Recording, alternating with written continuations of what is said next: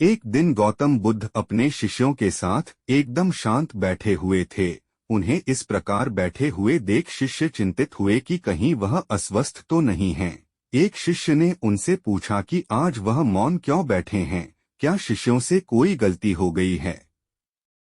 इसी बीच एक अन्य शिष्य ने पूछा कि क्या वह अस्वस्थ हैं, पर बुद्ध मौन रहे। तभी कुछ दूर खड़ा व्यक्ति जोर से चिल्लाया, आज मुझे सभा में बैठने की अनुमति क्यों नहीं दी गई है।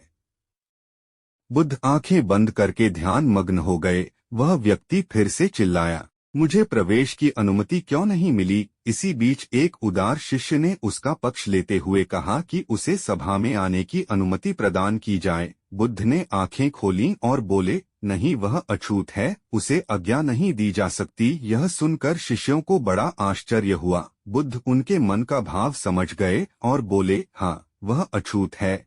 इस पर कई शिष्य बोले, हमारे आश्रम में जात पात का कोई भेद ही नहीं, फिर वह अछूत कैसे हो गया। तब बुद्ध ने समझाया, आज वह क्रोधित होकर आया है।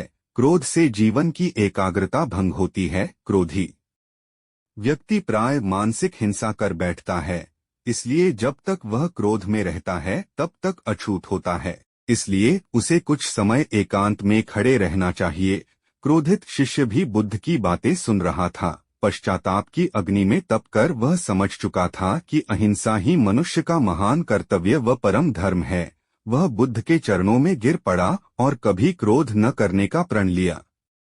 शिक्षा आशय यह है कि क्रोध के कारण व्यक्ति अनर्थ कर बैठता है और पश्चाताप उसे बाद में होता है, जिसका कोई लाभ नहीं मिलता। इसलिए हमें क्रोध नहीं करना चाहिए। असल मायने में क्रोधित व्यक्ति अछूत हो जाता है और उसे अकेला छोड़ देना चाहिए। क्रोध करने से तन, मन और धन तीनों की हानि होती है। क्रोध से ज्यादा हानिकारक कोई और वस्तु नहीं है।